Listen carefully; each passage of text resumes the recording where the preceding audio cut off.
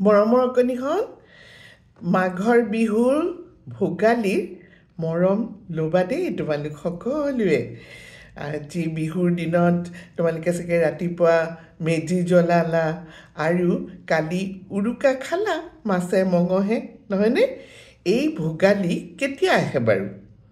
আজি মই এটা ধুনীয়া তোমালোকলৈ বুলি পদ্য লৈ আহিছোঁ। আৰু পদ্যটো শুনাচোন, তাৰপিছত কওঁ এই পদ্যটো মই ক'ৰ পৰা লৈছোঁ। শুনা দেই, বৰ ধুনীয়া মাঘৰ বিহুৰ ওপৰত লিখা এটা পদ্য। ভোগালী কেতিয়া আহে? মাঘৰ সংক্ৰান্তিত ভোগালী গেৰেলি, কিনো চাবা তাইৰ ভেম। গাত গৰম চোলা, লং পেণ্ট চুৱেটাৰ, যেন বিলাতৰ মেম। লখিমী আদৰা দেখিলেই ভোগালীৰ লোভত জিভাৰ পানী পৰে। ঘৰে ঘৰে গৈ ন খাই ফুৰেগৈ, ৰাতিলৈ পেট কামুৰি ধৰে। চোতাল লিপি মচি মৰণা মাৰোতে ভোগালী কাষতে থাকে। চিৰা মুড়ি আখৈ চুঙা চাউল পিঠা বনালে টকালি থাকে। কাকডোঙাৰ বৰালি, গেলা বিলৰ কান্দুলি, নলবাৰীৰ ছাগলী হাঁহ। উৰুকাৰ নিশা হাৰলিৰ বৰভোজ, উগাৰি উগাৰি খা।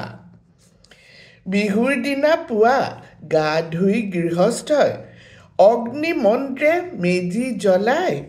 মাঘৰ বৰ মেজি জুয়ে ধাহি মুহি, কেঁচা বাঁহ পকা বাঁহ খায়। মাহ গোট কৰাই আৰু মোৱা আলু, মেজিত পুৰি খোৱা ভাল। লোভনী ভোগালী বহে ওচৰ চাপি, বেছি খালে হ'ব কাল। বৰ হিলৈ সৰু হিলৈ আৰু পানী হিলৈ, ধাম ধাম ফুটিছে চাহ। নৰাৰ পঘাৰে পিতায়ে মাক বান্ধিছে, সুখেৰে বছৰটো যা। ফল ধৰা গছতে মেজিৰ আধা পোৰা, দাদায়ে মেৰিয়াই থয়।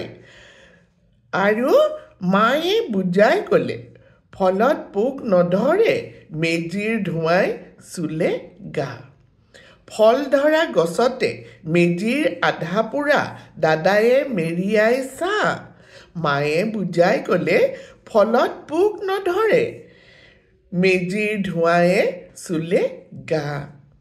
পকা মিঠৈ লাৰুৰ গোন্ধত ভোগালী ৰ'বকে নোৱাৰে জানা। তিল ঘিলা ফেনী সুতুলি ভাজিলে, নামানে কাৰো যে মানা। মালৰ থমা দৈ, গুড় যোগনিয়াৰৰ গুড়, মালভোগ ধানৰে চিৰা, হাতী খুজীয়া বাটিত আইতাই সজাই থয়, ভোগালীয়ে পাৰি লয় পীৰা।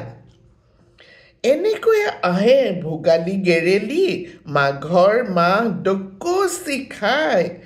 সৰুৱে ডাঙৰক সেৱাতি জনালে, ভোগালীয়েও আনন্দ পায়।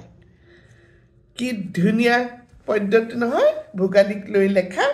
আৰু চোৱা, ভোগালীত যে এতিয়া মেজিৰ জুইৰ যদি ধোঁৱা লাগে গছবিলাকত, ফল ধৰা গছত, তেতিয়াহ'লেও তোমাৰ গছত যিবিলাক ফল হ'ব সেইবিলাকত পোকে নধৰে।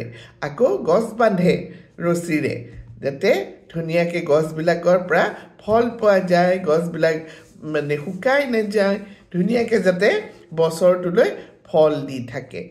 আৰু এই ভোগালী কি ধুনীয়া নহয়, ভোগৰ সময় এইখিনি। সেইকাৰণে ভোগালীৰ দিনত আচলতে ৰং ৰহস্য কৰি তোমাৰ খাব লাগে বস্তুবিলাক। ঠাণ্ডা দিনত মানে তোমাৰ তেলাল বস্তু যেনে তিল, ভজা পিঠা, তেল, সেইবিলাক খাওঁ আমি। হাঁহৰ মাংস খাই কিছুমানে, মাছ খায়, মাংস খায়, মুঠৰ ওপৰত ভোগেই ভোগ। এইখিনি সময়ত পথাৰৰ পৰা ধান চপাই, গতিকে উভৈনদী হৈ থাকে। এই ধুনীয়া ভোগালী কেতিয়া আহে নামৰ এই পদ্যটো মই লৈছোঁ ক'ৰ পৰা জানা? গুণগুণ মইনাৰ ভ্ৰমণ কাহিনী নামৰ এই কিতাপখনৰ পৰা। আৰু এয়া কোনে লিখিছে? আমাৰ শ্ৰদ্ধাৰ, বৰ্তমান আমাৰ মাজত নাই, তোমালোকৰ আইতা আৰু মোৰ বাইদেউ মীৰা ঠাকুৰ বাইদেৱে লিখি থৈ যোৱা এখন ধুনীয়া কিতাপ চোৱা মানুহৰ ভাল কামে মানুহৰ মৃত্যুৰ পিছতো কিন্তু কথা কৈ যায় চবৰে মাজত ঠিক তেনেকৈ মীৰা বাইদেউ আমাৰ মাজত নাই কিন্তু এই ধুনীয়া ধুনীয়া কবিতাবিলাক বহুত বেলেগ বেলেগ ধৰণৰ পুথিত লিখি থৈ গৈছে তোমালোকৰ কাৰণে আমাৰ কাৰণে সেইবিলাকেই বাইদেউক সদায় আমাক মনত পেলাই থাকিব আৰু আমি মনত পেলাই থাকিম বাইদেউ আৰু লগতে বাইদেউ সজীৱ হৈ থাকিব আমাৰ মাজত ঠিক আছে কিতাপখন দেখুৱাই দিছোঁ মই এইখন তোমালোকৰ বাবে লিখি থৈ গৈছে এয়া হৈছে মীৰা বাইদেউ আৰু মই আইমা আজিলৈ বাই বাই তোমালোকে কোনে কি পিঠা খালা সুতুলি খালানে বৰপিঠা খালানে কি খালা মোক জনাবা দেই আমাৰ ইমান পিঠা আছে নহয় ধুনীয়া ধুনীয়া এতিয়াৰ কাৰণে বাই বাই ক'লোঁ কুশলে থাকা